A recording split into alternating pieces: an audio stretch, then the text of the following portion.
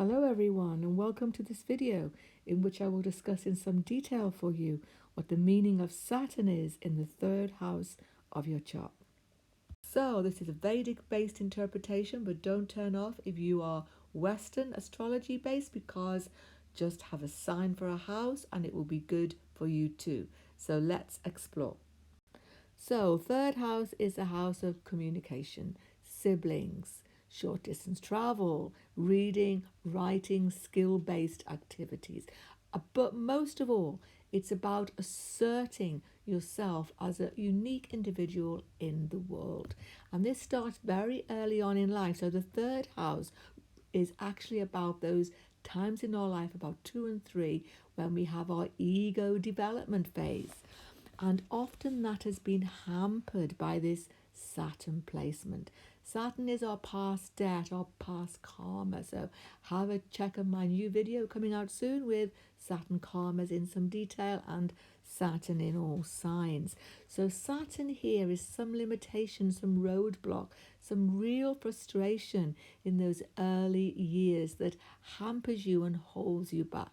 What can happen? Well, myriad scenarios can cause this, but in general, there may be things like speech problems, language issues, a real issue with being understood that makes you go inwards into your own inner being.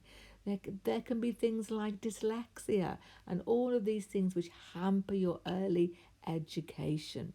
Sibling issues are paramount. There can be real conflicts here, and they can sometimes be lifelong. But the good news is this: Saturn is well placed in your third house. So even if there are early development issues and early frustrations, you do overcome them long term. That's the good news here. Father issues also from the seventh house. Okay, there can be lack of father, or maybe loss of father, or just a sort of general ongoing conflict with the father. And the culture also of your early childhood can be a big restraint on you in some way. So all of this sounds very negative and hampering, but there is a lot of positivity too. So the positive qualities of Saturn in your third house are concentration, focus, being methodical, taking care with every task which you do. All of these things help you to win the race of life, although it doesn't seem like they do to begin with. It's a bit like that famous English story. It's a very ancient fable of the hare and the tortoise. I don't know whether you've heard of that. There was a race, and there was a hare, the fastest animal on the ground, and a tortoise, the slowest animal. And everybody expected that the hare would win the race, but the hare didn't. The tortoise won. And that's you. Slow starter, but late you speed ahead and you win that race in life. So it's about developing inner confidence, which you will do. But there are roadblocks on that journey. So let's explore the 5th house, 9th house, 12th house, which are the special aspects here of Shani. So Saturn's third aspect is on your 5th house of education, children and creativity. Firstly, this can mean that you have, as I've indicated, some real roadblocks in your early education. As I've said, there can be speech problems, language problems, dyslexia, all these things that hold you back. But later on, you absolutely make up for lost ground. Very often, though, there is a serious break in your education, but this Saturn can take you to PhD, but you just do it later on. You just need to get up there and find your way slowly, because Saturn actually is the planet of learning, and you retain information in an incredibly deep way.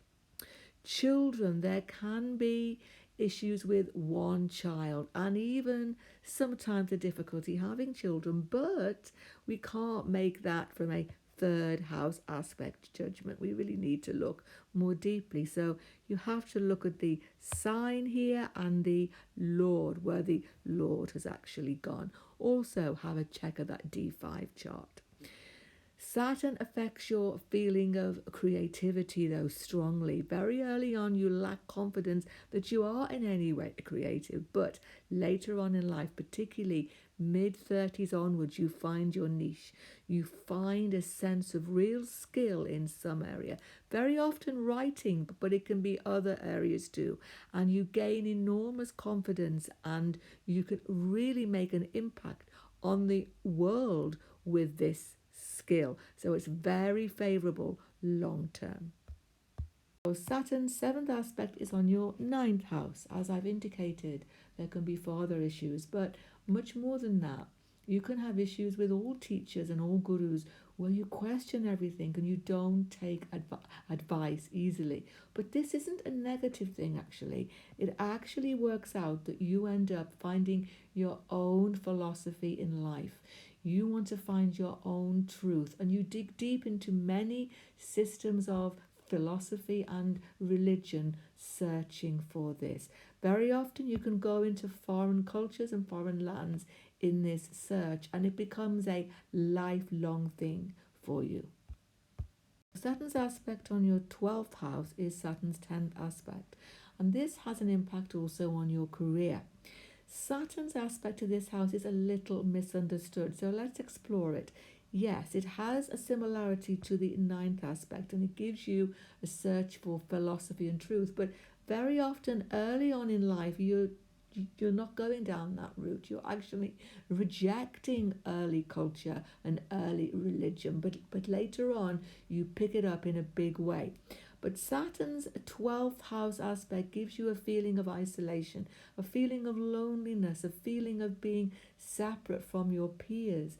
Very often, at some point, you do go into foreign lands, but here's the thing, only if you don't have a serious phobia of travel, because some people, it has to be said, with a third house shani do develop serious phobias around travel, even short distance travel. So if you avoid that, then you do eventually go into foreign lands for your career, and it can be tremendously successful, but it won't happen overnight. As I said, Saturn is slowing everything down. So to begin with, there can be isolation, a feeling of not connecting in this new job, in this new area, okay, where you feel isolated from people and not able to integrate. But slowly over time, it will be successful for you. That's the key thing. And there can be, at a slightly different level here, there can be sleep problems also, because Saturn gives you anxieties, fears and phobias, as I've just discussed, and these can lead to sleep issues. For some people, there can even be hospitalization, particularly very early on in life, and this again increases that sense of isolation and separateness. But at the deepest sense, you are going to find spiritual nourishment in this life, but it's a lifelong thing and often comes very late in your life. Okay everyone, I hope that was a useful video for you all. Sub to my channel, as I say, starting out again here.